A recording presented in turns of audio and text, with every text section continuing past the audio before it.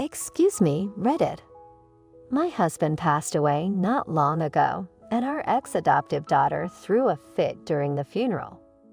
Consequently, I will discuss what I said and did shortly. But first, so you can form an opinion, allow me to fill you in on our family's background. My husband was also 47 years old. I am 47 years old. Since our freshman year of high school, we had been a couple. We decided to start trying for a kid when I was 25 years old, after being married when I was 21 years old. Regrettably, it became apparent that we were both dealing with infertility problems.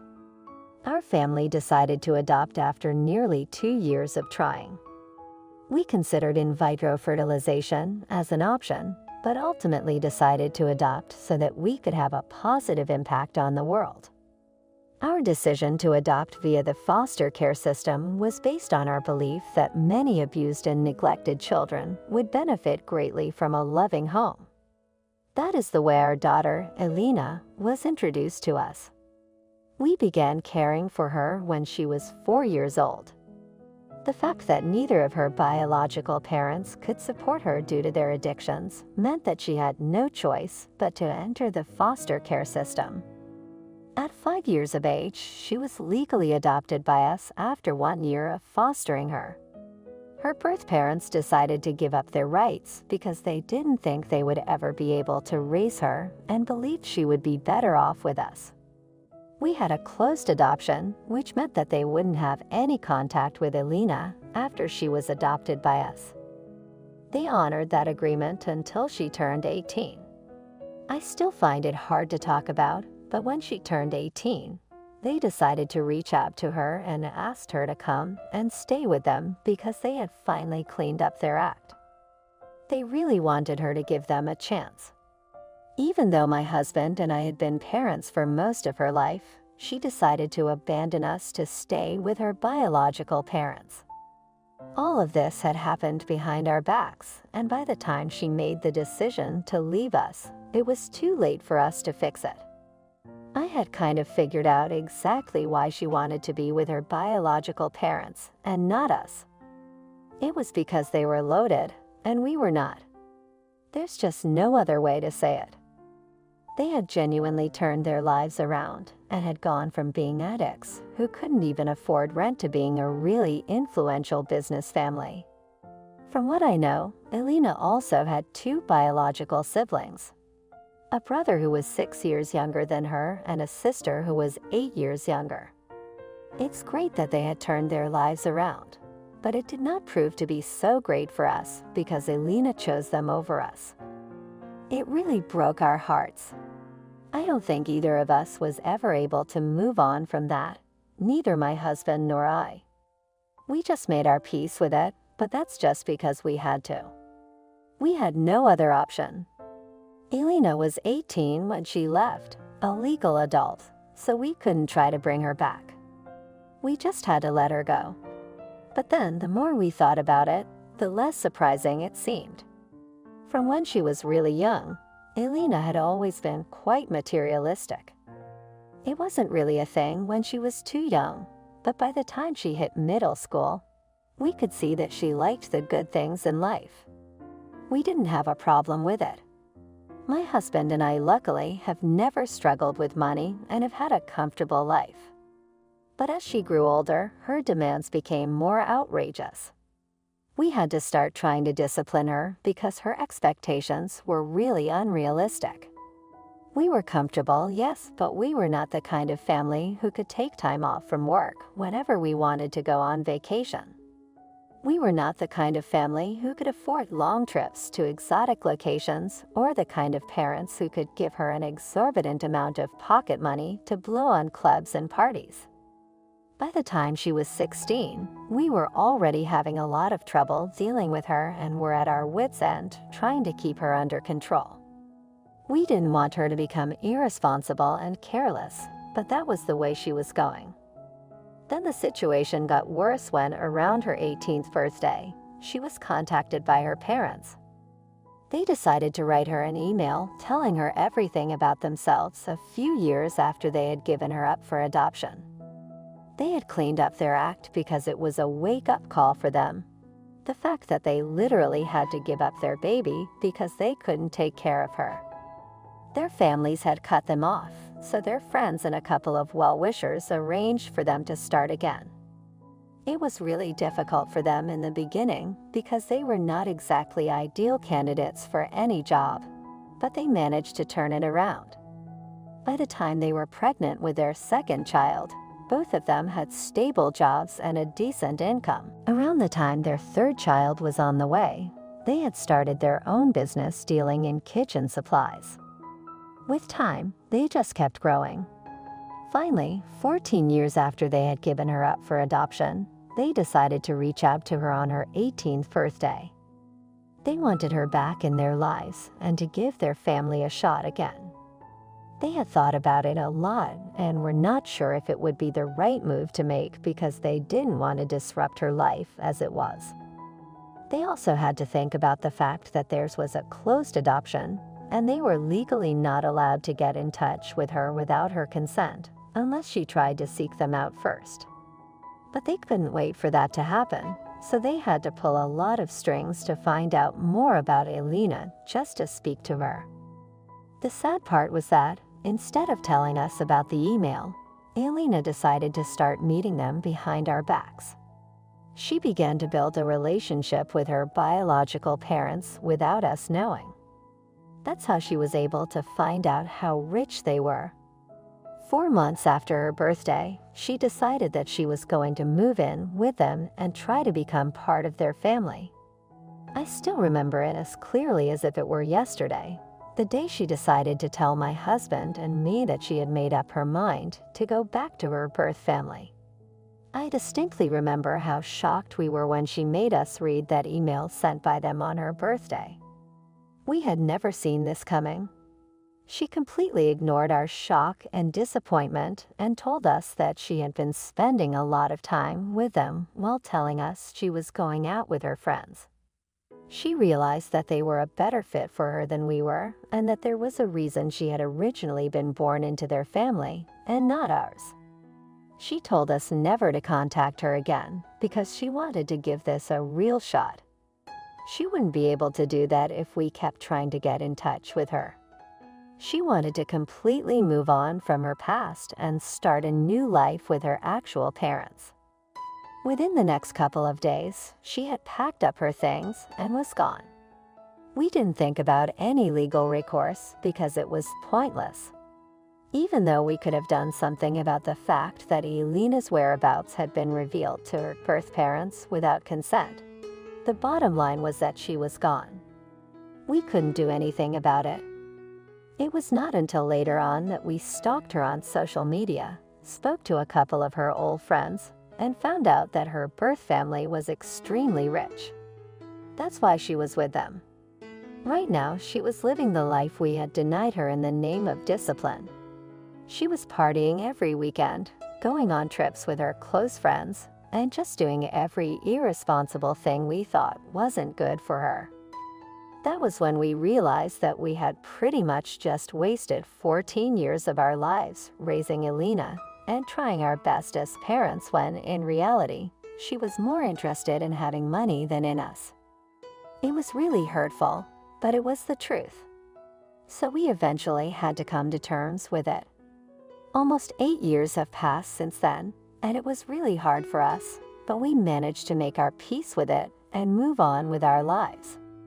That doesn't mean that we didn't miss her anymore all of a sudden. We just knew that she didn't want us in her life. After what she had done, I think it was for the best that we stopped wishing for her to come back as well, because things could never be fixed after this. Then 3 years ago, my husband was diagnosed with liver cancer. I tried my best to help him survive, but unfortunately, after a while, the treatment stopped proving to be effective. About a week ago, we lost him. His plight was well known, and everyone knew it. Being in touch with a couple of schoolmates makes it seem implausible that Elena was completely unaware. Their parents and even her former acquaintances contacted me to express their sorrow and provide support, so it's safe to say that they were aware of my husband's illness. It was disheartening that Elena, who must have known, chose not to approach us. Fortunately, I was too busy to give it any thought at the moment. Elena eventually turned up after 8 long years, and we prepared his funeral a couple of days after he passed away. Unfortunately, it served no useful purpose. She hadn't come to pay her respects, but rather to collect her portion of the estate. I couldn't believe she had bothered to show there, but my husband had considered it. He had even left her a note anticipating this very situation. I will get to the letter's contents shortly. However, before I do, I must describe her arrival to the funeral in detail so that you may see how absurd and improper it was. The fact that she was dressed entirely in black did not constitute an issue. She was worried that I would steal from my husband's estate and brought a lawyer to the funeral so we could have a legal battle. She came to me for comfort and advice, but I told her we could chat later as I could see she was planning something. But she told me that she had to discuss it with me right then. When I tried to explain to her that I was busy, she started throwing a tantrum, saying that she knew this was a tactic to distract her from the fact that there was going to be an inheritance. The least that I could do for her at this point was to include her in whatever my husband had left behind. She was being really loud and annoying, so I decided to hand her that letter right then and there because that was what it had been left for. Now coming to the contents of the letter, my husband had the foresight to know that Elena would probably try to pull something like this. In the letter he had left, he made it very clear that in his will, he had left every single penny to me, and all his property was going to be left to me as well. He hadn't mentioned any names, but had said that anybody who had not been involved in his life in the past couple of years after he fell sick had no right to demand anything at all, and he owed them absolutely nothing. She made her lawyer read that as well, and he did not look happy. In addition to his will, this letter in his own handwriting also reinforced everything that had been decided in his official will. I was pretty satisfied with their immediate reaction. You see, 8 years had passed since Elena had left us to be with her family, and a lot had changed in those years. My husband and I had taken over a branch of his uncle's business when he decided to expand and start something in our city as well. So we were handling that, and it was quite profitable. We had made a lot of money. Granted, we had spent quite a lot on his treatments as well. But even then, we were left with quite a lot. Our lifestyle had improved in the past couple of years, and we had been living well. I guess Elena is like a bloodhound at this point. She can sniff out who has money and come to demand her share. That's what she did with her biological parents, and now she intended on doing that with us. Any lawyer worth his salt probably would have known that in Elena's situation, she had no right to be demanding anything from us, especially since she was 26 and had had absolutely no contact with us for the past 8 years. I don't even know what that guy was thinking coming along with her, but I knew that letter had dashed all her hopes of getting anything out of us. After reading the letter a couple of times, she immediately started sobbing. And I don't mean the quiet kind of weeping while looking down at the floor. She literally started howling and threw herself onto me to give me a hug so that she could cry on my shoulder. She started apologizing really loudly about everything that she had put us through in the past, saying that she had been ungrateful and that she had learned her lesson. But now all she wanted was to be there with me. She kept telling me how sorry she was that she hadn't visited in the past 8 years and hadn't even bothered to speak to her father, even after finding out that he was sick. She just kept apologizing for everything, but at that point, it was too little and much too late. Besides, I was disgusted by the fact that she had gone from throwing a tantrum for the sake of the inheritance to pretending to be sad about my husband's demise within a couple of seconds. As soon as she found out that we didn't want anything to do with her anymore, I felt like it was all an act that she was putting up so she could mourn with me and show me how sorry she was. I would cut her some slack and take her back. I didn't know exactly what was going on in her life, but I knew that she was in some sort of trouble, because otherwise, I didn't think that she would come back here, especially not with the purpose of demanding her share of the inheritance, given that her biological parents were pretty well off. I had realized all these things while she had been reading, so when she had been crying on my shoulder, I was so disgusted that I threw her off within a couple of seconds. She was shocked that I had shoved her. I then told her to stay away as loudly as I could, because at that point, I really didn't care about my volume. I was so upset. I told her that I did not want her in my house anymore and that she was making a mockery out of my husband's funeral with her antics. I told her that this was not the place or the time for her to be putting up a show, and that I wanted her to leave. She made the mistake of trying to tell me that she was here as family, so I literally laughed out loud. I told her that families are usually formed by either relation of blood or by relations of love, and she had never been related to us by blood. In the beginning, we had at least loved each other like a family does. But 8 years ago, when she left to stay with her biological family and abandoned us because we were not as well off as them, she cleared that misconception for us as well. So no, she was not our family at all, and I wanted her to go away. After I yelled at her, she finally left, and people started trying to comfort me because I was obviously very upset. For the rest of the day, I just got the funeral over with, and then I was too emotionally and physically exhausted to think about anything else, so I just crashed. Then when I woke up the next morning, I saw that I had several messages from an unrecognized phone number, and I'm assuming it was Elena. How she had been able to find my contact, I don't know, but anyway, I was right about her going through a tough spot. Apparently, after living with her biological family for 4 years, things started changing. They had been quite supportive of her lifestyle in the beginning, but after that, they started getting annoyed with her for spending way too much money. She, like a fool, refused to change her ways. And even though she did not get a job to keep them from complaining about how she was depending on them too much, she didn't really take it seriously and blew all her money on maintaining her extravagant lifestyle.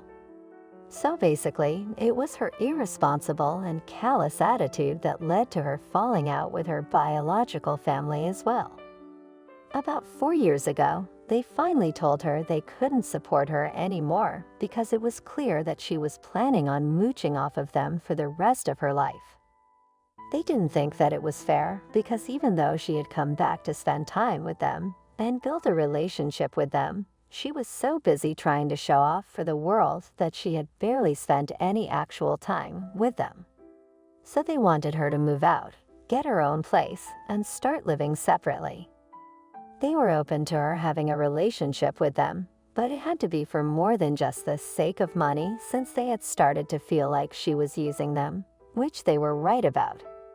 She had a huge fight with them and moved out but didn't contact them again purely because of her overinflated ego. They didn't try to get back in touch with her either, and she knew that she couldn't come back to us after everything that had happened.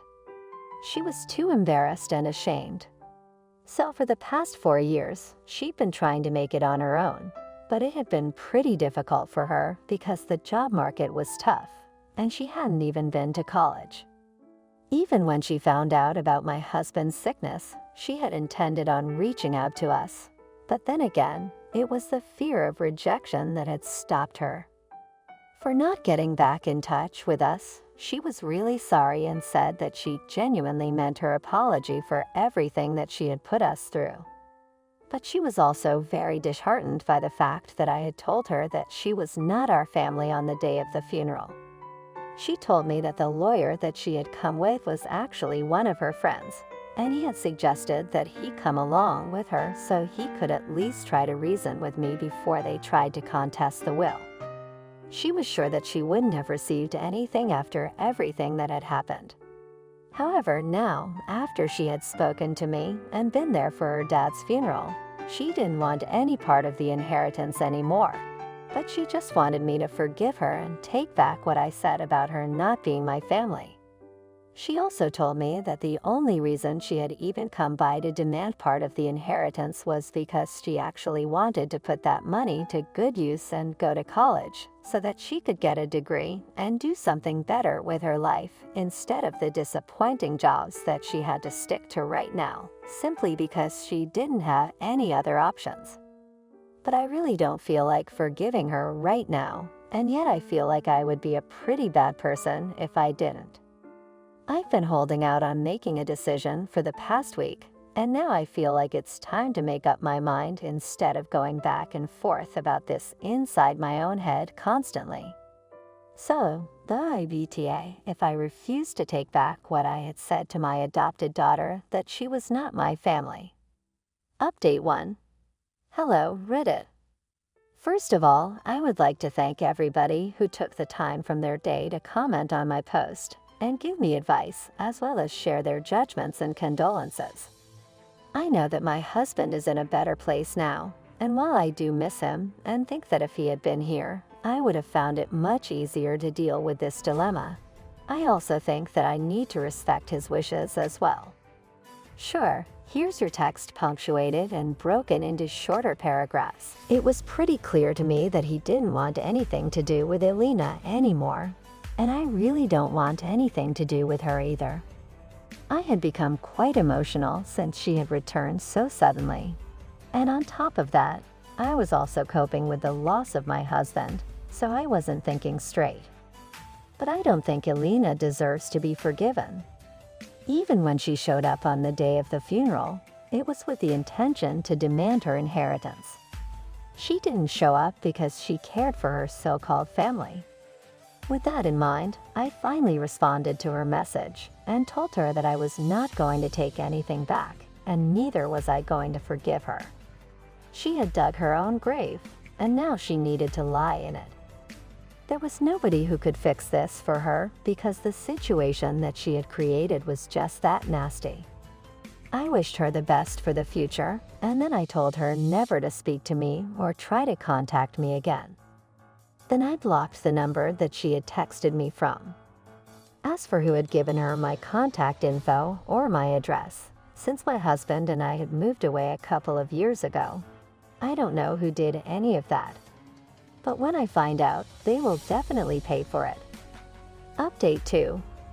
I just found out who it was and who had told Elena where I live and what my contact info is, and surprisingly, it was my mother. I didn't see that coming because she had known about how terrible things had been with us.